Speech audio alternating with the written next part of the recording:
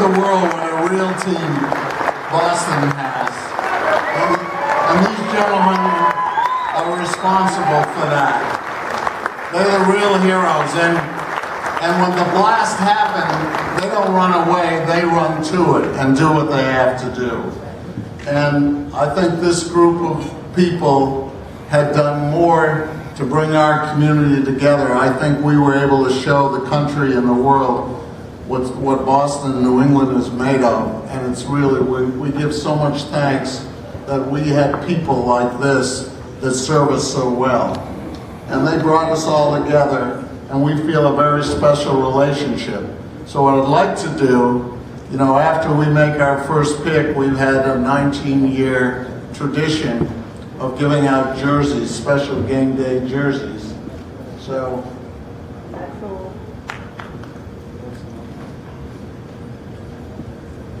I think we're ready.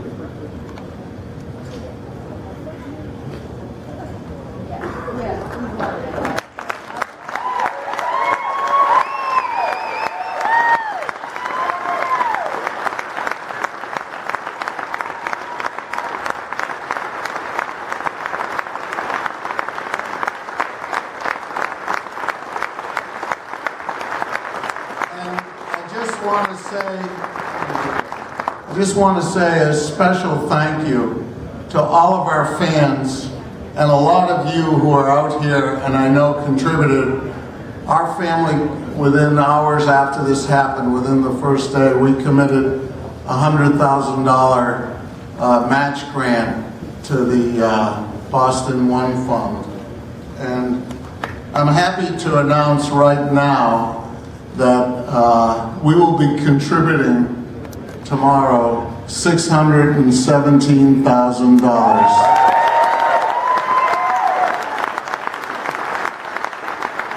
to the One Fund and making Boston strong. 617. There isn't a better area code. And thank all of you for helping that happen within 72 hours. That's what our community is about, and you all, together with these men, represent that.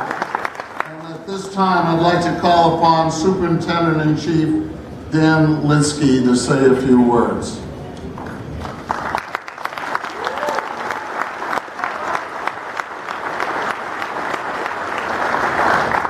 Mr. Kraft, I'm humbled to be here and represent this department, and I want to thank you for the kindness you've shown the men and women of the Boston Police Department who need a time like this to take a break and relax for a minute or two, because since Monday they've been dealing with things that no one should ever have to deal with. Ordinarily I would say that Bob Kraft and the coach have the best team in the entire country, but I got to tell you right now, Mr. Kraft, I'm privileged to be involved with the best team in the entire country.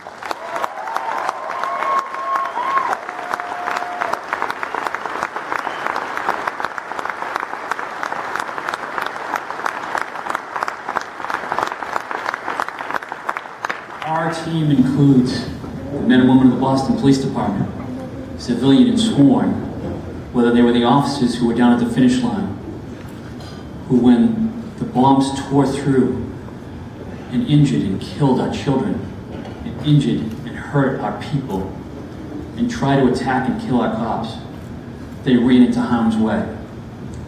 And they applied tourniquets by taking off their belts.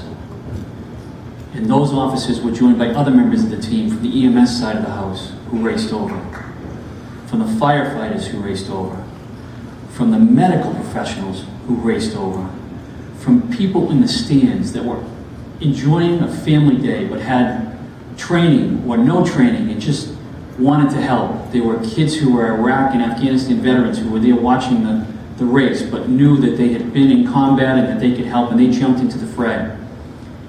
And the community that stepped up, and what Joe did to jump in and carry that victim.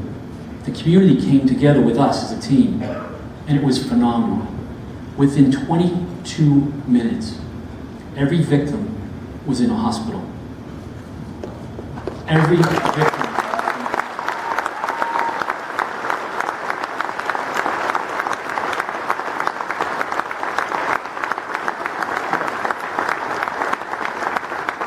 And with me today are people who were at that finish line, who saved lives.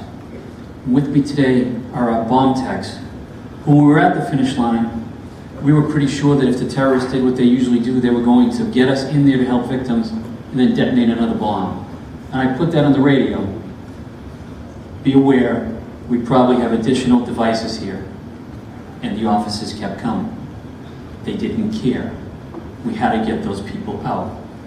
And there are men and women with me here today who were in Watertown the other night and exchanged gunfire with the individuals who were trying to kill us that night after murdering an MIT police officer.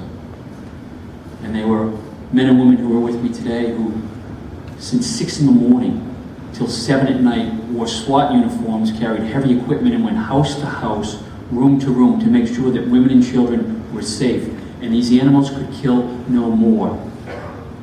And there are men and women here who stood posts and guarded the crime scene to make sure that if there's a fingerprint linking somebody in Kyrgyzstan to building that battery, we will hold them accountable.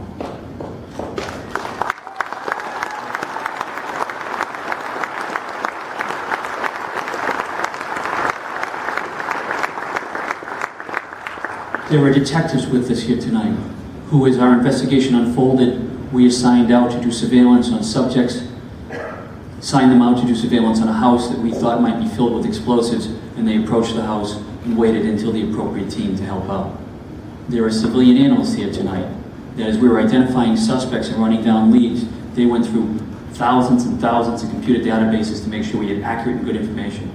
And that's my team. And my team worked with the entire community. And it is no more fitting for Mr. Kraft to honor us and bring us here tonight because of his leadership. His leadership with his organization is one thing, but that's dwarfed by his leadership to his community. What Jonathan and Robert Kraft do for the kids of the city of Boston with their charitable endeavors, you do not know how many lives they impact and save, keeping kids on a path of doing the right thing and away from violence. He's been a leader and a persistent partner of the Boston Police Department and Mayor Menino and the people of Boston for years. When I needed leadership training,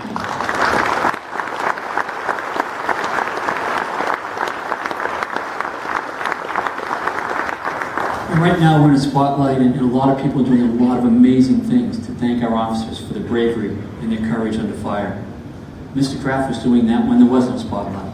When we needed leadership training and team development training for our supervisors, Mr. Kraft said, "What can I do?" Came over and brought 400 of our supervisors together and shared with them what he does to build a team, what he does to lead his organization. And those are steps that our officers and our supervisors have taken back to make our organization a better organization that was prepared to do what they had to do on Monday. Mr. Kraft, your dedication to my department will never be forgiven, never be forgotten. It's phenomenal what you've done for us tonight. It's phenomenal what he's done for the citizens of Boston. The first owner to stand up and to, right away, one of the first community leaders to say, "I'm giving money to that fund," and I challenge other people to do the same. Mr. Kraft, thank you.